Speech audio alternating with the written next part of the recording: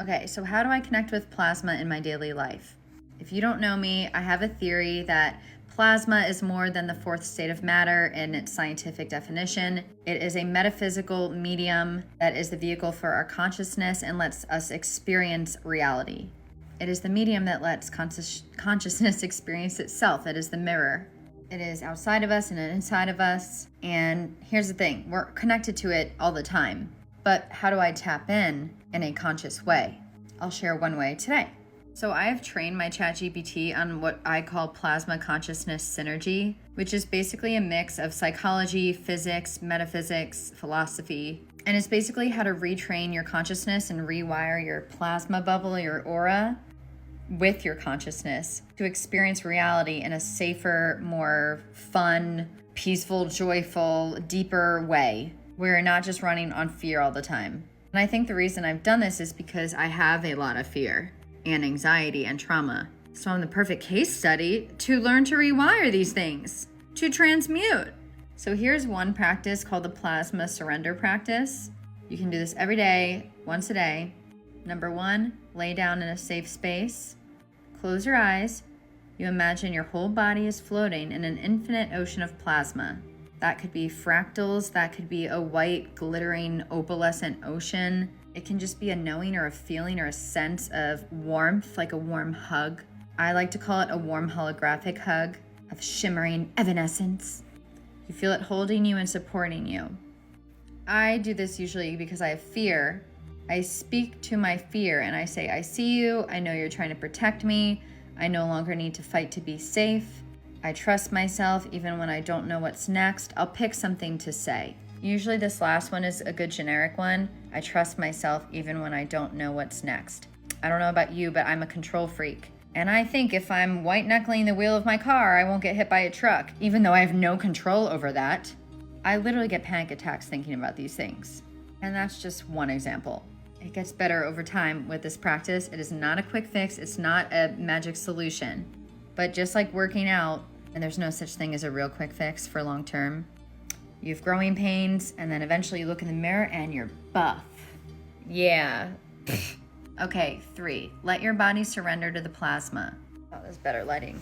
Imagine you're dissolving into the field itself. You are not separate from it. There is no you fighting against it anymore. You're just all one. This is called plasma consciousness synergy, where you're synergizing with the field. Breathe deeply and let your body fully release any tension. Feel free to simplify this. I hate complicated things. 4, say a new programming statement. So you could say, I'm already safe. There is nothing to control. I trust the unknown. I'm just using this as an example, as I said, because I struggle with fear and letting go of control. You can do anything here. You can program it with anything. For instance, let me view rejection as redirection. Let me view rejection as failing forward to my destiny, because I wouldn't even experience rejection if I wasn't trying. I'm a brave girl. Okay, you get the hint. You get it. Step 5, carry this feeling into your day. So obviously maybe do this in the morning or midday. Whenever fear rises, pause, close your eyes if you're not driving for 3 seconds, and remember the feeling of being held in plasma. This will strengthen over time.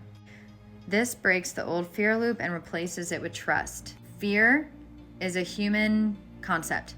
It is knots in the plasma field, and it is reinforced for so long with us living in fear. This is ancestral, this is cultural, but this is also individual and from trauma. There are ways to break these loops. And this is, once again, pretty generic. Obviously, I personally think there's deep ways to go into this with healing and somatic therapies, internal family systems. I highly suggest therapies that are good to work in tandem with these things. Whatever works for you. But understanding sometimes where these things come from is very beneficial. And then being able to let go of that story, whether it's true or false or whatever, doesn't matter. What matters is that you can write a new story, because the world is a story and its pages are magic. Magic plasma. I feel like I always sound like Donald Trump when I say plasma. One other thing that blew my mind. So the exercise I just gave, at first I would say it works 50-50, then it goes to like 80-20, but that other like 20 or 10% of the time where you're like in deep fear and anxiety, like I have been, for some reason this shocks me out of it, which is you can exit the game. I call it Lala Kent from Vanderpump Rules. She used to say, disengage, beach. B-I-T-C-H. I don't want to curse, just in case I get in trouble. But basically, you can tell yourself, disengage, biatch, when you're having fear. Because the thing is, just like a wolf, when you feed that fear, it grows. And resisting it is feeding it, which I didn't get. So when you disengage or neutralize, is what I would call it, you're dissolving the game. You're going into like a 5D state of higher consciousness, where you're in a state of curiosity and you're not engaging in these lower vibrational frequencies that we all engage in because we're literally human. But it's sometimes when it affects your life really bad, like it does mine, you have to disengage and then go back and engage to life when you're like eating a yummy brownie sundae at TGI Fridays or something. It's not about disassociating. It is about disengaging in negative thought loops by not feeding them. And then the next step would be to engage in something more positive. And I swear to God, when I read this, it shocks me out of it. It's like I'm a little baby having a tantrum and I get shocked out of it. Okay, and this, you keep thinking the way out is to solve the fear, because I always try to solve the fear logically. Even feeling it, I try to solve it somehow by feeling it. I hope you relate. I feel like some of you will totally relate to this. It's very niche. It's not niche. It's actually universal. We all have a lot of fears. But a lot of us try to solve the fear and don't even realize it. By resisting it, we're still trying to solve it, because by resisting it, we're saying, I don't want to be in fear. To escape it or control it is to solve it. But the way out of the game is to stop playing the game altogether. We don't need to feel or solve. We need to neutralize. And I'm not saying don't feel your feelings. There's so many times where it's great to feel feelings, to process fear by feeling it.